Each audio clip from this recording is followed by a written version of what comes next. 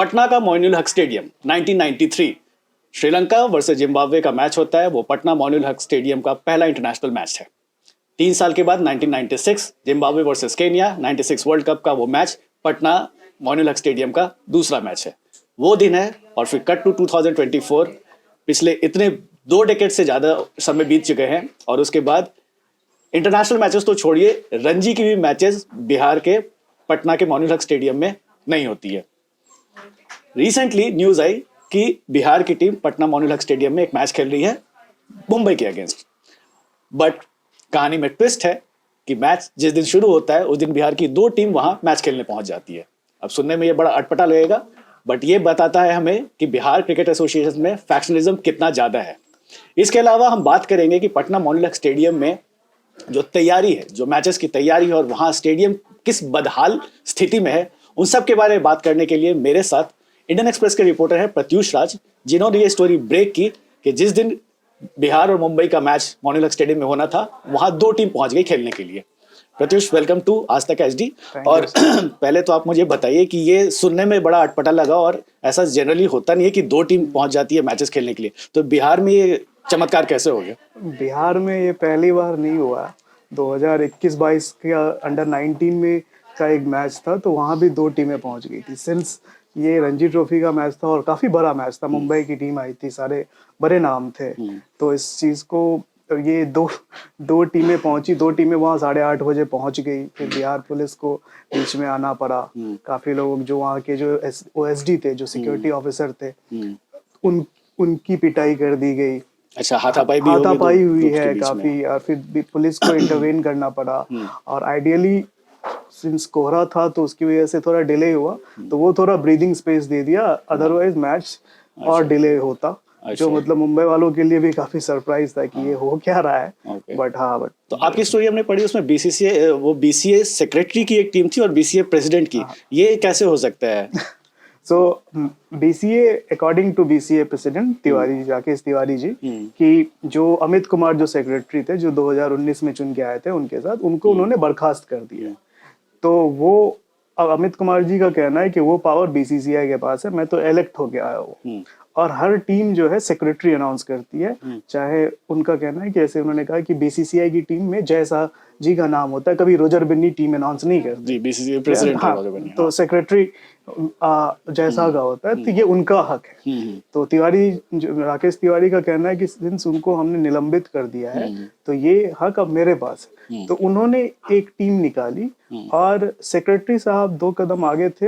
एक दिन पहले जाके जो मैच रेफरी थे उनसे सेम लेटर हेड पे अलग 18 अलग, उनके भी 18 अलग थे, इनके भी 18 अलग थे, एक भी नाम सेम नहीं था। उस पे मैच रेफरी से जाके सिग्नेचर भी करवा लिया। मैच रेफरी जो अर्जुन कृपाल सिंह थे, उन्हें लगा कि अच्छा सेक्रेटरी की टीम है, तो उन्होंने कर भी दी। और अगले दिन ऐसा हंगामा हुआ कि इधर से भी प्लेयर पहुंच गए, उधर से भी प्लेयर पहुंच गए, और फिर बाद में पुलिस को बीच में आना पड़ा। तो फाइनली किसकी टीम खेली? फाइनली प्रेसिडेंट की टीम खेली। ये बड़ा अच्छा हमने देखा। सबसे पहले जो सवाल ये आता है कि ओवर 2 डिकेड्स हो चुके हैं, 27 साल, कुछ लोग कह रहे हैं 23 साल हो गए, 27 साल, मुझे एग्जैक्ट नंबर नहीं पता। बट पटना के मोइनुल हक स्टेडियम में इंटरनेशनल मैचेस जो थे, वो जो लास्ट मैच हुआ था वो जिम्बाब्वे केन्या का हुआ था 96 में।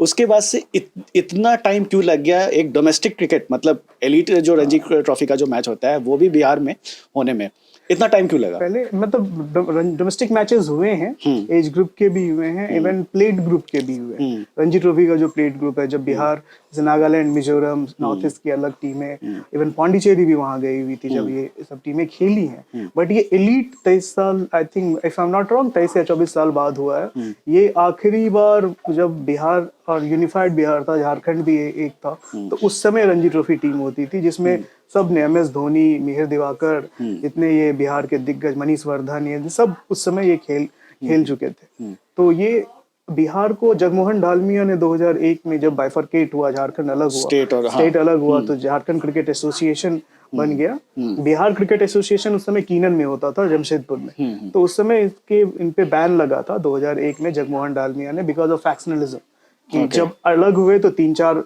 अलग अलग एसोसिएशन आ गए थे, तो इन्हें नहीं दी गई थी मान्यता। तो बैन करने का रीजन क्या था? रीजन यही था कि एक एसोसिएशन नहीं था, एवरी 2-3 थे और हर कोई अपना क्लेम कर रहे थे बिहार में? बिहार में। यू आर सेइंग कि बिहार क्रिकेट एसोसिएशन 2-3 एसोसिएशन हाँ, थे? 2-3 एसोसिएशन पनप गए थे आफ्टर झारखंड से अलग होने के बाद। एंड 2001 में जगमोहन डालमिया ने बैन कर, जो प्रेसिडेंट थे उन्होंने बैन कर दिया। हाँ। एंड देन 2016 में जब लोधा रिफॉर्म आया तो तब उन्हें जाके वोटिंग राइट्स मिले।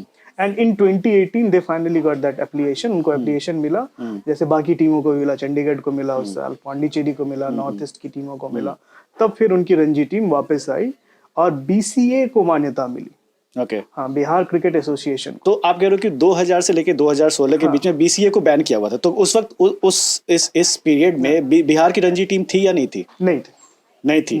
तो बिहार के प्लेयर्स किस टीम को रिप्रेजेंट करते थे? अगर उनको खेलना होता तो वो कैसे खेलते थे फिर? क्लासिक एग्जांपल है, आप देख लो, मुकेश कुमार बंगाल के हैं, मुकेश कुमार गोपालगंज के हैं। बिहार उन्होंने वहाँ पे जो एक हेमन ट्रॉफी होती है बिहार में, होती बहुत फेमस थी हेमन ट्रॉफी, जो उनका इंटर डिस्ट्रिक्ट था, वो भी खत्म हो गया था बिकॉज अब एसोसिएशन ही नहीं, तो आप किसके लिए खेल रहे हो? तो मुकेश कुमार या फिर आकाशदीप है बंगाल के भी पेसर, ये लोग तो कोलकाता चले गए। ईशान किशन जो है वो पटना से हैं, लेकिन उन्होंने 8 साल की उम्र में वो रांची चले गए थे। तो वो रांची से खेले। अनुकूल रॉय वो समस्तीपुर के हैं, वो झारखंड से खेलते हैं। इवन 2000 से पहले भी जैसे बहुत सा क्रिकेट जिन्होंने इंटरनेशनल खेला, जैसे सबा करीम वेस्ट बंगाल से खेलते थे। वही हाल शायद सुब्रतो बनर्जी का भी था, जिन्होंने 92 वर्ल्ड कप में खेला था। सुब्रतो बनर्जी बिहार के लिए भी खेले हैं। ओके। बिहार के लिए। कीर्ति आजाद दिल्ली के लिए खेले, बिकॉज वो दिल्ली यूनिवर्सिटी के स्टूडेंट थे। सबा करीम बंगाल चले गए थे। बट बिहार की टीम डिसेंट थी। वेंकट रमन उस समय थे एक, और उतनी बुरी भी टीम नहीं थी, बट वही था कि अब जिसको अपॉर्चुनिटी जहां मिल रही है उस हिसाब से वो खेलता था। हम अब बात करेंगे बदहाली की। जैसे कुछ वीडियोस वायरल हुए मोइनुल हक स्टेडियम के, जो ये मैच हुआ, मतलब काफी फैंस तो काफी खुश थे कि पहली बार बिहार में एक रणजी ट्रॉफी का मैच हो रहा है, लेकिन कंप्लेन ये था कि ऑडियंस के लिए बैठने के लिए जगह भी नहीं थी, है ना? और वहां पे हमने देखा कि कैसे वो झाड़ियां लगी हुई हैं पूरे स्टेडियम में और वो नहीं है। तो मोइनुल हक स्टेडियम के मेंटेनेंस का चार्ज किसका है, और इतनी बदहाली क्यों है वहां पे? ये तो नेग्लिजेंस है एसोसिएशन का, बिहार क्रिकेट एसोसिएशन का। एटलीस्ट इतनी बड़ी टीम आ रही है तो आप बड़े बड़े बैनर्स लगाने से पहले आप साफ सफाई ही करवा दो, वो ज्यादा इम्पोर्टेंट है काफी। और मुझे लगता है कहीं ना कहीं वो फंस गए कि उन्होंने एक्सपेक्ट नहीं किया था कि इतनी भीड़ उमड़ पड़े। कुछ ऐसा रिकॉर्डेड नहीं है, बट जो भी राकेश तिवारी जी का ही कहना है, उन्होंने भी मुझे कोट दिया था कि साहब 25,000 लोग, 25,000 की कैपेसिटी है मोइनुल हक की। अगर 25,000 लोग थे तो आप समझ सकते हो, और दैट टू ओपन है, ऐसा स्टैंड वाला नहीं है, तो वो भीड़ है। और इतनी भीड़ हो गई थी कि अजिंक्य रहाणे जो नहीं खेल पाए थे, स्टिफनेस था उनको नेक में, वो इतने ये हो गए कि उन्हें लैप ऑफ ऑनर देना पड़ गया। अच्छा। सिक्योरिटी के साथ। तो इतनी भीड़ हो गई थी। अगर अभी धवल कुलकर्णी का कोई इंस्टाग्राम जाके अगर देख ले तो उतनी भीड़ तो इंडियन क्रिकेट टीम के पीछे नहीं पड़ती, सिंस क्रिकेट बड़े नाम बहुत दिनों बाद आए। हाँ, क्रिकेट होता रहा, अजिंक्य रहाणे, शिवम दुबे, तुषार देशपांडे, धवल कुलकर्णी, जो आईपीएल के बड़े नाम है, वो सब सारे के। सरफराज खान खेल रहे थे। एक और वीडियो आ रहा है कि सरफराज को भी लैप ऑफ ऑनर देना पड़ा, क्योंकि लोग people started cheering his name as, Sarfaraz का नाम है। तो इतनी बड़ी टीम आई और उन सबको बहुत अजीब लगा कि ये क्या हो रहा है, मतलब इस तरीके का फैंडम है। लेकिन जो आपकी बात है, जो बदहाली थी, उसके लिए एसोसिएशन जिम्मेवार है। और एसोसिएशन को रणजी ट्रॉफी से पहले इंफ्रास्ट्रक्चर का हर सीजन का एक सर्टेन अमाउंट ऑफ मनी मिलता है, हर एसोसिएशन को मिलता है। तो उनका अभी ये तो मैं नहीं बता सकता कि अगर बिहार सरकार, क्योंकि वो स्टेडियम बिहार सरकार के अंदर है, तो क्या उन्होंने लीज पे लिया है या नहीं है उसके इंफ्रास्ट्रक्चर का। बट अगर आप वहाँ मैच होस्ट कर रहे हो, the host is responsible. But अगर तो बिहार सरकार का किसी भी लेवल पे इंटरफेरेंस होता है या नहीं होता है इस तरीके से? बिहार क्रिकेट एसोसिएशन को अगर लीज पे भी अगर वो ग्राउंड दिया हुआ है तो उस केस में बिहार गवर्नमेंट का कोई इंटरफेरेंस होता है? नहीं होगा, क्योंकि बीसीसीआई गवर्नमेंट एंटिटी तो नहीं है ना, वो तो सेपरेट है। ओके। तो जो उनके जो एसोसिएशन है वो भी खुद अपने हिसाब से ये करते हैं। ओके। अच्छा, ग्राउंड को जो असाइन होती है, जो मैचेस होते हैं, जो हम लोग कई बार लोग यही कहते हैं कि पटना में कभी इंटरनेशनल मैचेस क्यों नहीं होते 96 के बाद से। अभी आप बता रहे हो कि बीसीए को ही बैन कर दिया गया था 2016 में जाकर के उन्हें मिला। तो इस बीच में मोइनुल हक स्टेडियम को बिल्कुल ही मतलब उसके कोई माई बाप नहीं थे, कहने का मतलब दिख रहा है ना। वो दिख रहा है और क्या 2016 में भी अगर मान्यता मिली है बीसीए को, तो अभी 2024 है, तो करीब 8 साल हो गए। 8 साल बीसीए को मान्यता मिलने के बाद भी 8 साल हो गए एक रणजी ट्रॉफी का मैच होने में। तो इंटरनेशनल मैच हम कब एक्सपेक्ट करें पटना में इनफैक्ट? तो मुझे नहीं लगता, मतलब अगर एक तो अभी कोई भी इंटरनेशनल मैचेस होंगे, रांची का इंफ्रास्ट्रक्चर इतना अच्छा है, बिल्कुल, हाँ। तो वो वहाँ होगा। ईस्ट में अगर है, अभी गुवाहाटी ने काफी डेवलप कर लिया है, ईडन गार्डन्स ऑलरेडी हमारे पास है, भुवनेश्वर का एक काफी अच्छा सा स्टेडियम है। तो मुझे तो नहीं लगता है कि स्टेप निकट फॉरवर्ड भविष्य क्या में है? स्टेप फॉरवर्ड क्या है स्टेप इसके फॉरवर्ड लिए? क्या, पहले एक टीम उतार लें, अच्छा। पहले एक टीम उतार ले और उसके बाद फिर देखे कि मतलब अगर टीम एज ग्रुप अच्छा कर रही है, प्लेयर्स जब आएंगे बाहर। हाँ। अभी पहली बार उनके बिहार का होम ग्रोन टैलेंट एक लड़का, गया का लड़का है, जिसको कोलकाता नाइट राइडर्स ने खरीदा है। क्या नाम है? साकिब हुसैन करके पेसर है, 19 साल का है। हाँ। उसको आप शायद देख भी सकते हैं खिलाने Okay. क्योंकि गौतम गंभीर को वो पसंद आए। अच्छा। हाँ, ट्रायल में। हाँ। तो वो उसको लेके गए हैं। तो अभी प्लेयर्स आ रहे हैं। अभी एक 13-12 साल का लड़का है जो जिसने 3rd या 4th यंगेस्ट था वो, वैभव सूर्यवंशी, प्रोडिजी है। VVS Laxman was so impressed कि सिर्फ उसके एज की वजह से, बिकॉज बीसीसीआई में जो डॉक्यूमेंट है उसमें वो 13 आपका होना चाहिए, तभी आप इंडिया अंडर 19 खेल सकते हो। बट वो 12.5 के थे। उन्होंने इंग्लैंड और बांग्लादेश जैसी टीम के खिलाफ काफी 2 अच्छे 50 किए थे। इवन वसीम जाफर जो बांग्लादेश के कोच थे, उसने भी उसके प्रदर्शन को काफी सराहा था। ही इज समवन जिस पे हम लोग इन्वेस्ट कर सकते हैं।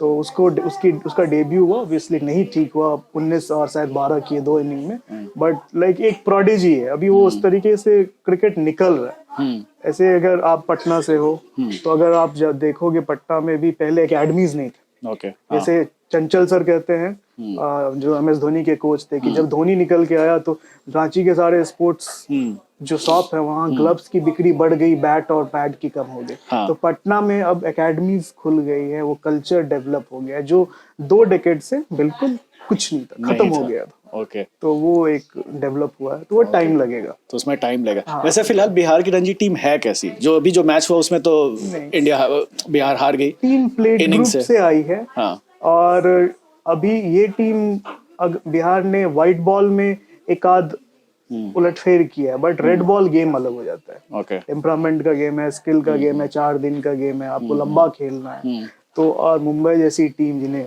42 बार ही शायद, आई एम नॉट श्योर कितनी, 40 से ऊपर बार रणजी ट्रॉफी जीत चुके हैं। एग्जैक्टली। तो उनके खिलाफ और भी उनके सारे बच्चे खेले, जो सीनियर्स तो रेस्ट कर रहे थे। तो अभी भी आई मीन इफ अगर वो 2-3 ड्रॉ भी करा ले, अगर उनका पहला लक्ष्य ये होना चाहिए था कि वापस रेलीगेट ना हो।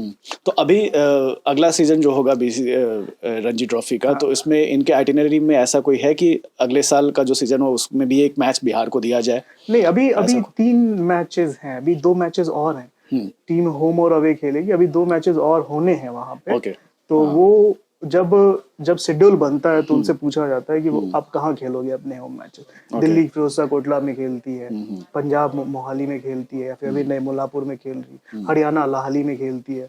तो इनका है जो अकॉर्डिंग टू जो बीसीसीआई की वेबसाइट पे है कि तीनों उनके 3 मैच या 4 मैच होने हैं, वो जो वहीं पे होंगे, मोइनुल हक में होंगे। ओके। बीसीसीआई मतलब स्टेट टीम से कंसल्ट करती है कि आपका फेवरेट स्पॉट कहाँ है, वहाँ वो खेलते हैं। क्योंकि वो काफी कुछ है, आप 2 टीमें आएंगी, वहाँ आपको होटल्स देखना है, एयरपोर्ट देखने हैं, नेट्स अवेलेबिलिटी क्या है, एयरपोर्ट होटल से ग्राउंड का डिस्टेंस कितना है, उस हिसाब से आपको सारा ये देखना पड़ेगा। ओके। मोइनुल हक के स्टाफ लोगों से आपकी बात हुई कि वहाँ जो मेंटेनेंस का जो है, अगर बीसीसीआई फंड देती भी है बीसीए को स्टेडियम के रख रखाव के लिए, उसका खर्च कैसे होता है, वो किस लेवल पे वो खर्च हो रहा है कि हमें स्टेडियम में है कि ऑडियंस के लिए जगह भी नहीं देखने को मिल रही है? तो उसके बारे में बात हुई कुछ? 1-2 लोगों को मैंने कोशिश करी, लेकिन किसी ने अभी फोन नहीं उठाया, क्योंकि ये मैटर अभी थोड़ा सेंसिटिव सा हो गया है इनका। तो इस हिसाब से तो मैं नहीं कह सकता, मेरी बात तो वहाँ नहीं हुई। बट वही है, मतलब हाँ, उनको बीसी इज रिस्पॉन्सिबल, है वो responsible. Okay. So BCA is responsible for the dilapidated condition of the Monual Haq Stadium. अब देखते हैं कि वहाँ पे डोमेस्टिक मैचेस तो खैर हो गए हैं रणजी ट्रॉफी के, इंटरनेशनल मैचेस कब होते हैं ये देखने के लिए हमें, जैसा कि प्रत्युष कह रहे हैं, अभी लंबा इंतजार करना पड़ेगा। तो चलिए हम इंतजार करते हैं, बाकी आप रणजी ट्रॉफी के मैचेस को एंजॉय कीजिए। Thanks for watching, keep watching आज तक।